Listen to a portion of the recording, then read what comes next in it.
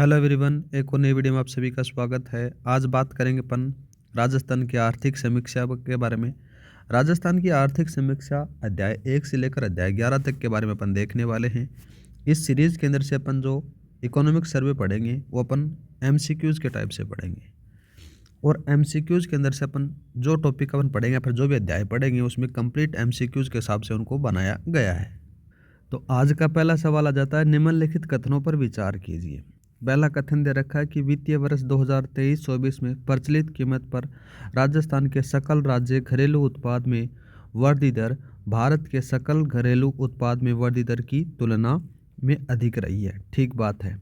दूसरा बात करते हैं कि प्रचलित कीमत पर राजस्थान के सकल राज्य घरेलू उत्पाद बोले तो जीएसडीपी में वृद्धि दर है वो 12.56% रही है। ये बात भी सही है।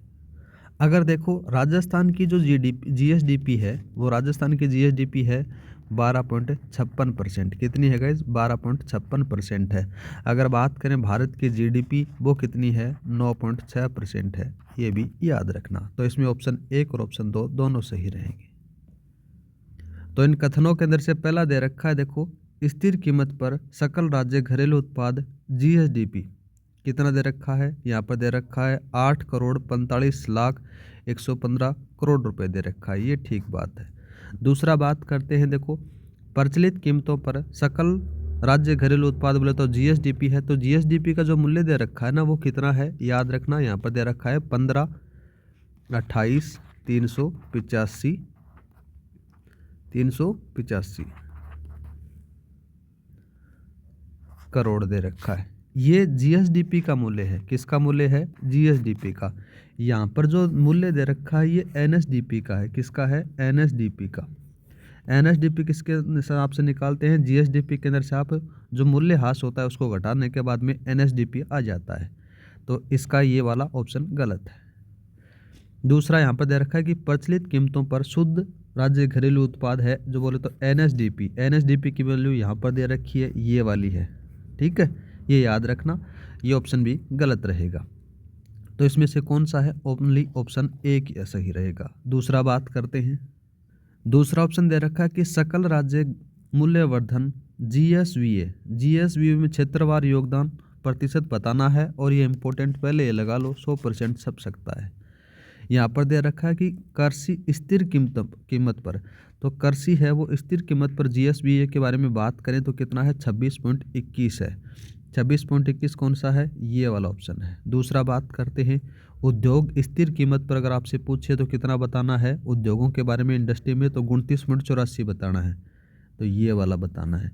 एक चीज़ और लिख लो, अगर सेवा पूछ ली जाए, सेवा स्थिर पर पूछी जाए, स्थिर कीमत पर, तो कितनी बतानी है आपको? सर्विसेज याद रखना, उसमें बतानी है 43.95%। ठीक है। दूसरा आ जाता है कृषि प्रचलित कीमतों का आपसे पूछा जाए तो कितनी बतानी है? कृषि प्रचलित कीमतों के ऊपर तो आती है 26.72। तो 26.72 ये वाला ऑप्शन। आगे दे रखा है कि उद्योग प्रचलित कीमत पर, तो ये दे रखा है। अगर पूछ लिया जाए सेवा प्रचलित कीमत पर, प्रचलित कीमत के ऊपर, तो इसके बारे में कितना बताओगे? याद रखना 45.07%। ये भी याद रखना। सबसे ज़्यादा किसका है? सेवाओं के ऊपर है। ये भी याद रखना। ठीक है। तो इसमें से ऑप्शन कौन कौन सा रहेगा?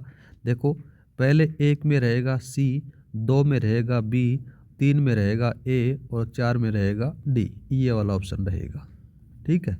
यहाँ पर कौन सा दे रखा है? ये वाला। आगे क्वेश्चन दे रखा है, निम्नलिखित कथनों पर विचार कीजिए। पहला कथन दे रखा है कि वित्तीय वर्ष 2023-24 में राजस्थान की प्रति व्यक्ति आय स्थिर कीमत पर कितनी बता रखी है? 90,831 रुपये बता रखी है। ठीक बात है।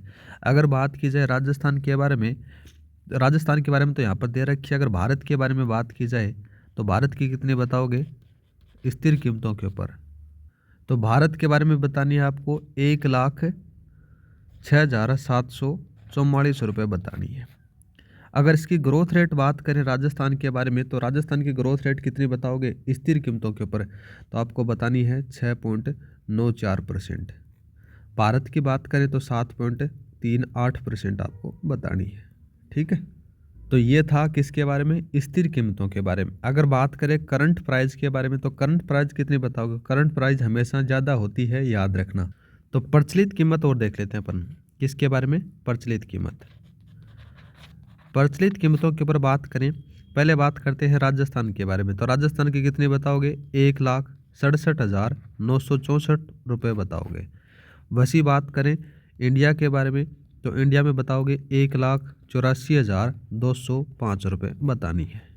अगर इनकी ग्रोथ रेट बात करो, तो ग्रोथ रेट बतानी है आपको, राजस्थान की तो है गाइस 11.49%। वही बात करें इंडिया की तो आ जाती है 8.68%। ये भी याद रखना, ये स्थिर कीमत के ऊपर है, ये है राजस्थान की और ये है इंडिया की। सेकंड ऑप्शन क्या था, कि सेकंड ऑप्शन था कि वित्तीय वर्ष 2023-24 में प्रचलित मूल्यों पर राजस्थान की प्रति व्यक्ति आय में वृद्धि दर अखिल भारत की प्रति व्यक्ति आय में वृद्धि दर प्रचलित मूल्यों से कम रही है। ये बात गलत आ जाती है, ऑप्शन नंबर 1 सही रहेगा। ठीक है, नेक्स्ट बात करते हैं गाइस। नेक्स्ट दे रखा है कि कथन किसी भी वित्तीय वर्ष में राजस्थान के सकल घरेलू उत्पाद, बोले तो जीएसडीपी, राज्य के शुद्ध घरेलू उत्पाद से अधिक होता है। ये बात इसने ये कही है। दूसरा बात करते हैं कि तो कारण दे रखा है कि सकल राज्य घरेलू उत्पाद एवं मूल्यह्रास का जो अंतर शुद्ध होता है वो शुद्ध राज्य घरेलू उत्पाद के बराबर होता है। ये बात भी सही है। ठीक है, तो इसमें कौन सा रहेगा, कथन और कारण दोनों सही हैं, तथा कथन कारण की स्पष्ट व्याख्या करता है, ये बात सही है। थोड़ा सा मैं बता देता हूँ। देखो, अगर एनएसडीपी आपको निकालना है, एनएसडीपी बोले तो क्या, शुद्ध राज्य घरेलू उत्पाद होता है, वो किसके बराबर होता है, आपको जीएसडीपी होता है ना, उस जीएसडीपी के अंदर से आपको जो मूल्यह्रास घटा दिया जाता है, मूल्यह्रास उसको घटा दोगे तो आपको एनएसडीपी प्राप्त हो जाएगा। और हमेशा याद रखना, जो जीएसडीपी होता है, जो जीएसडीपी होता है वो एनएसडीपी से हमेशा ज़्यादा होगा, ये भी याद रखना। एक छोटा सा एग्जांपल देखो, आपने कोई बाइक खरीदी, मान लो आपने बुलेट खरीदी 1,70,000 रुपये की। ठीक है, 1,70,000 की बाइक बुलेट आपने खरीदी, इसको कुछ दिन चलाया, फिर 1 साल चलाने के बाद में आप इसको बेचोगे, तो इसके अंदर से क्या होता है, मूल्यह्रास को घटाकर इसका एनएसडीपी प्राप्त किया जाता है, उस प्रकार से इसको निकाला जाता है। ठीक है, नेक्स्ट बात करते हैं, इम्पोर्टेंट सवाल है, डब्ल्यूपीआई के संदर्भ में निम्नलिखित कथनों पर विचार कीजिए।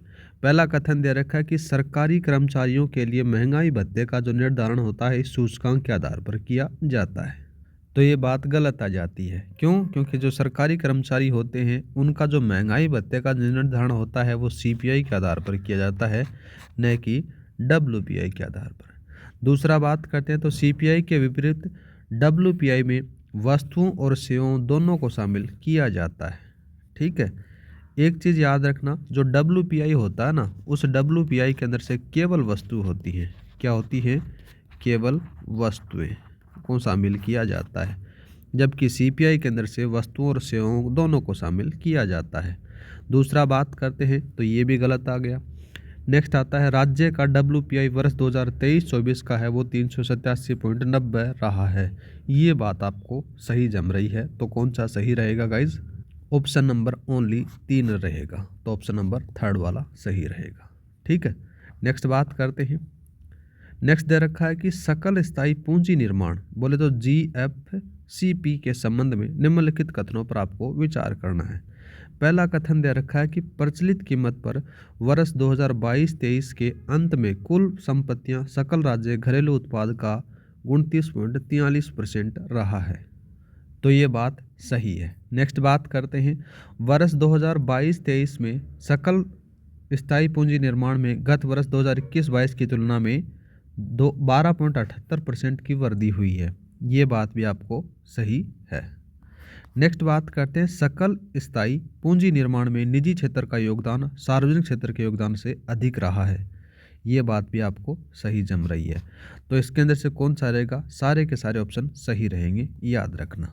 ठीक है, एक छोटी सी बात और याद रख लेना, जैसे सकल स्थायी पूंजी निर्माण और में जो निजी और सार्वजनिक क्षेत्र का जो योगदान है वो कितना है? देखो, सार्वजनिक क्षेत्र का है वो आ जाता है 21.45%, और निजी क्षेत्र का बात करें तो रहा है 78.54%। इसीलिए वो ज़्यादा रहा है। नेक्स्ट बात करते हैं, राज्य में औद्योगिक श्रमिकों के लिए उपभोक्ता मूल्य सूचकांक बोले तो CPI IW की गणना के लिए कौन से केंद्र शामिल हैं? तो इसके अंदर से अलवर, भीलवाड़ा और जयपुर को शामिल किया गया है। ठीक है, 3 जिले हैं, याद रखना, अलवर, भीलवाड़ा और जयपुर। नेक्स्ट दे रखा है, निम्नलिखित युग्मों पर विचार करना है। एक तरफ सूचकांक दे रखे हैं, एक तरफ उनका आधार वर्ष दे रखा है और उनको मिलाना है। पहला दे रखा है राजस्थान का थोक मूल्य सूचकांक। ठीक है, wholesale price index of Rajasthan दे रखा है, तो जिसका आधार वर्ष 1999 और 2000 है, तो कौन सा है? ये रहा। दूसरा जाता है CPI IWL दे रखा है, तो IW वाले में कौन सा है? इसका जो आधार वर्ष है वो 2016 है। दूसरा दे रखा है CPI AL दे रखा है, तो इसका आधार वर्ष 1986 और 87 है, 1986-87 ये रहा। नेक्स्ट दे रखा है सामान्य CPI ग्रामीण, शहरी और संयुक्त दे रखा है, तो उसका आधार वर्ष 2012 है। ठीक है, तो इस क्वेश्चन में कौन कौन सा सही है? देखो, एक तो ये सही है और दूसरा बात करें तो एक ये सही है, तो केवल 2 युग्म सही है। ठीक है, नेक्स्ट बात करते हैं और आज का लास्ट सवाल आ जाता है, निम्नलिखित कथनों पर विचार करना है। तो वित्तीय वर्ष 2023-24 में राज्य के सकल राज्य घरेलू उत्पाद में वृद्धि दर स्थिर मूल्यों पर 12.56% रही है। ठीक है, तो ये ठीक बात है। दूसरा बात करते हैं, वित्तीय वर्ष 2023-24 में राज्य के सकल राज्य घरेलू उत्पाद में वृद्धि दर प्रचलित मूल्यों पर 8.03% रही है। ये बात भी सही है, तो इसमें ऑप्शन 1 और 2 दोनों के दोनों सही रहेंगे। तो ये वाली क्लास अपनी यही समाप्त करते हैं, मिलते हैं नेक्स्ट वीडियो में। जय हिंद, जय भारत। क्लास अच्छी लगी तो लाइक और सब्सक्राइब करना न भूलें।